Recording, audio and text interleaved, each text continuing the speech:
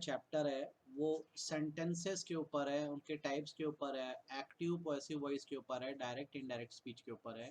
कहने का मतलब ये है कि आज हम ग्रामर पढ़ने वाले हैं, आज हम ग्रामर का कंसेप्ट पढ़ने वाले हैं। ठीक है, चलिए स्टार्ट करते हैं किस तरह से पढ़ना है। तो जो थ्योरी हमको एग्जाम में आ सकती है मेनली उस पर आते हैं।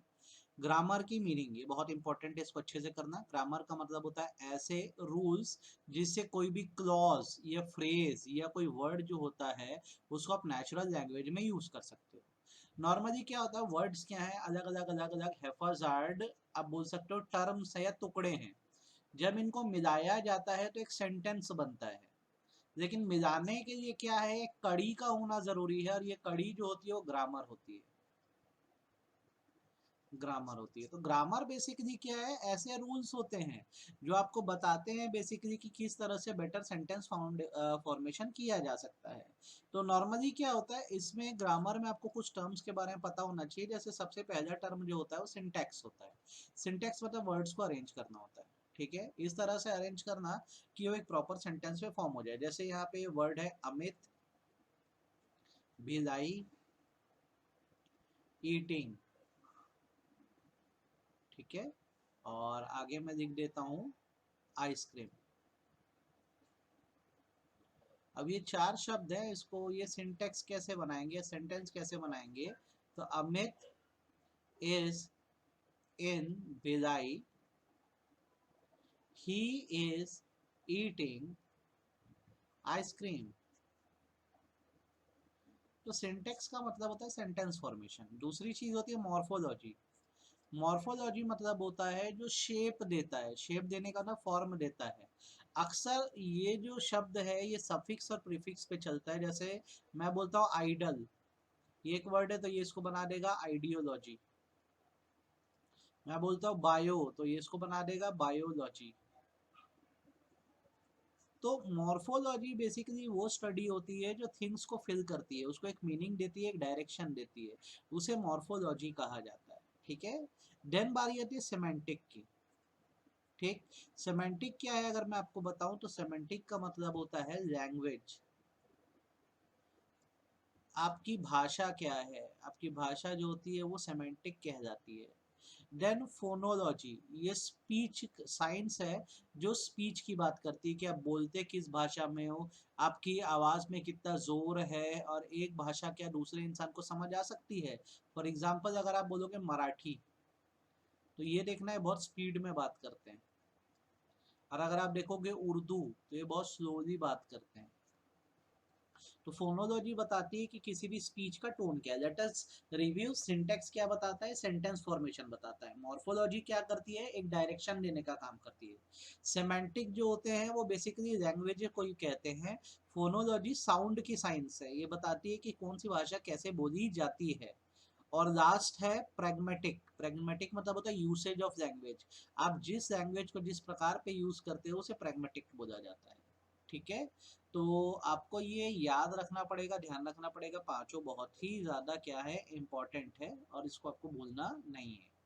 ठीक, अब बारी आती है फ्रेज की, क्लॉज की, सेंटेंस की। ठीक, किसी भी लैंग्वेज में ठीक है मीनिंग बनाने के लिए इन तीनों चीजों की जरूरत होती है। जैसे जैसे हम बात करते हैं फ्रेज क्या है, तो फ्रेज एक ग्रुप ऑफ वर्ड है जो सेंस तो बनाता है पर कंप्लीट सेंस नहीं बनाता है। ठीक है, इसको आप एक तरह से कहावत भी बोल सकते हो। ठीक है, it can not stand alone but can be used as a part of sentence. ठीक, in the north a yellow dress.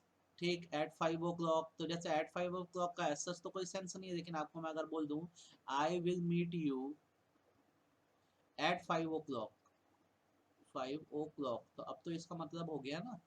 तो आपको ये ध्यान रखना है, जो फ्रेज होता है ऐसी चीज होता है, ये ऐसे ग्रुप ऑफ वर्ड होते हैं बेसिकली जिनको जब दूसरे शब्दों से मिलाया जाए तो कंप्लीट सेंस बनकर निकलता है। ठीक है, नेक्स्ट बारी आती क्लॉज की। ठीक, क्लॉज मतलब होता है वो पॉइंट या वो वर्ड जो किसी सेंटेंस का सब्जेक्ट बनाते हैं, मतलब मुद्दे की बात बनाते हैं। ठीक, नॉर्मली क्लॉज दो तरह के होते हैं, एक होता है मेन क्लॉज। ठीक है, मेन क्लॉज का मतलब क्या होता है, यही जो है उस सेंटेंस का सब्जेक्ट है। जैसे he has a chain of gold, तो सब्जेक्ट क्या है, chain of gold. Reena lives in London, तो कहाँ रहती है, लंदन में रहती है। और कुछ होते हैं सबऑर्डिनेट या डिपेंडेंट क्लॉज। ये मेन क्लॉज पे डिपेंड करते हैं, जैसे ही हैज अ चेन, ठीक, ये मेन क्लॉज हो गया, which is made of gold, ठीक, दिस इज द प्लेस, ठीक बात है, वेयर द एक्सीडेंट हैपन। तो ये आपको ऐसे समझना होगा, ये क्या होगा, क्लॉज होगा, ठीक है। देन बारी आती है सेंटेंस की। सेंटेंस वो ग्रुप ऑफ वर्ड को बोलते हैं बेसिकली जो आपको पूरा कंप्लीट सेंस देते हैं एज अ रीडर। जैसे एग्जांपल आप ले लो, I like film, I like horror film, ठीक है, फिर I like horror film which are based on true stories, फिर I like horror films which are based on true story and terrify me completely. ये सारे ही क्या माने जाएंगे, sentence माने जाएंगे, ठीक।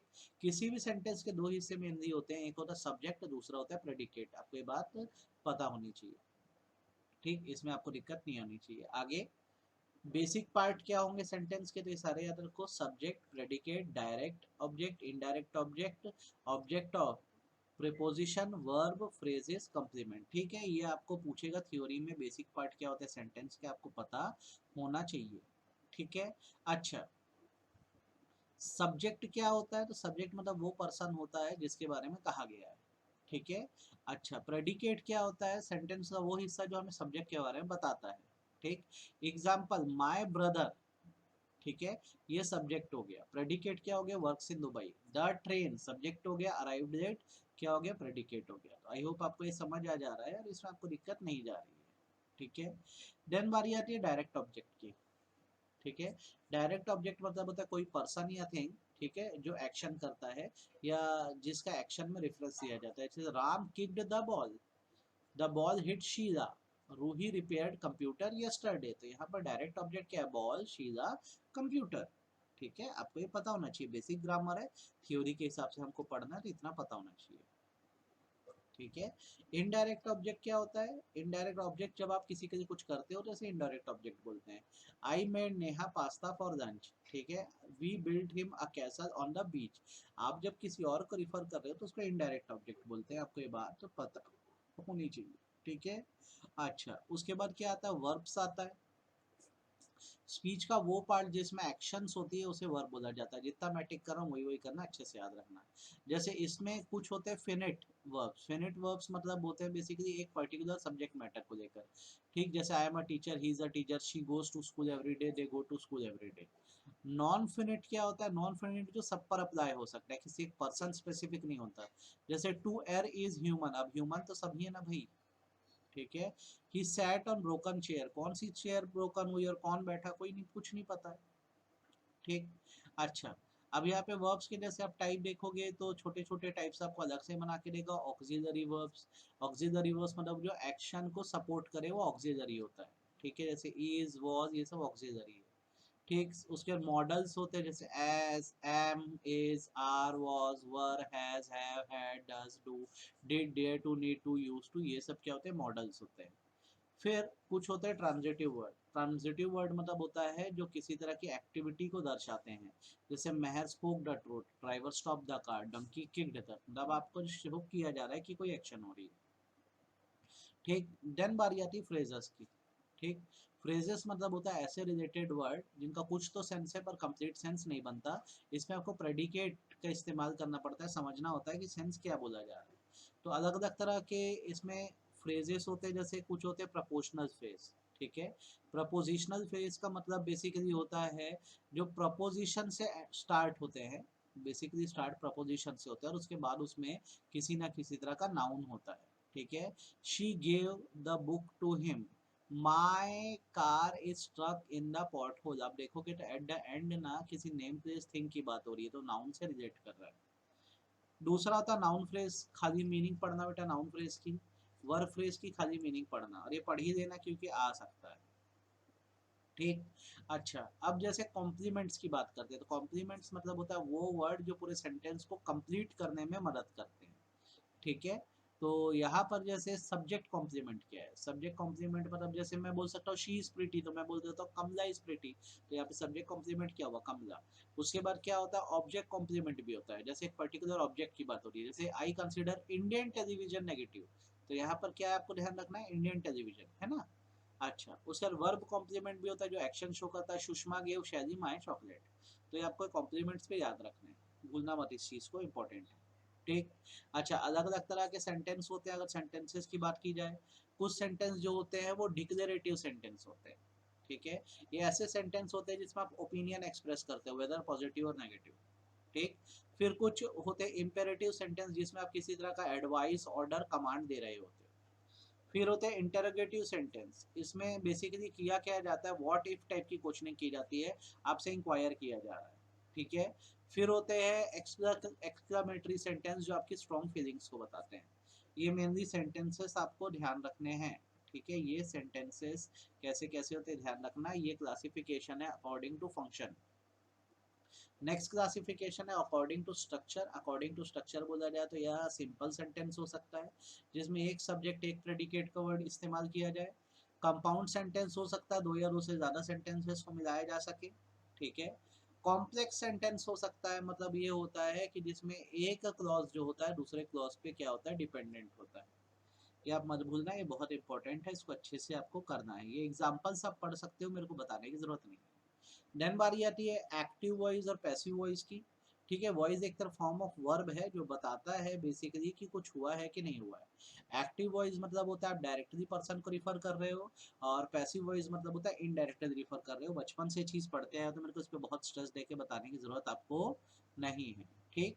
अगर किसी चीज़ को आप एक्टिव से पैसिव में कन्वर्ट करते हो तो कुछ रूल से ध्यान रखना।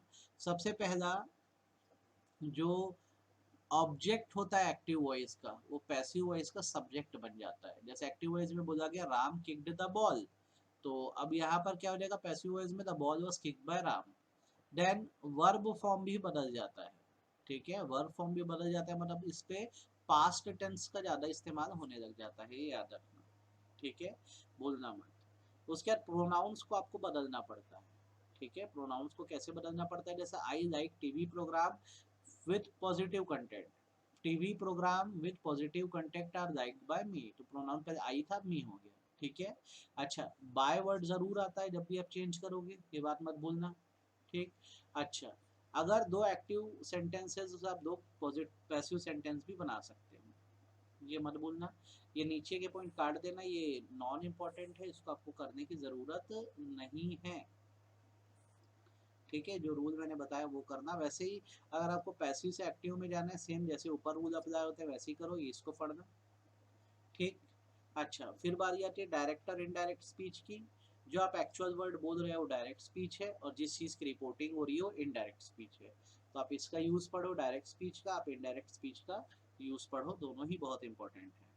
रूल्स फॉर चेंजिंग के लिए बॉक्स पढ़ो, डायरेक्ट स्पीच को कैसे इनडायरेक्ट स्पीच में कन्वर्ट किया जा सकता है। जो ज़रूरी चीज़ है वो मैं आपको बता रहा हूँ, रेस्ट मुझे आपको बताने की ज़रूरत नहीं है। रूल्स हो गए, प्रैक्टिस इतना करोगे तो ये खत्म हो जाएगा। बाकी बेसिक ग्रामर है, आप लोग इतने खुद पढ़े हो कि इसको कर सकते हो, दिक्कत नहीं जाएगी। ये चैप्टर इतना ही है, कंप्लीट हो गया।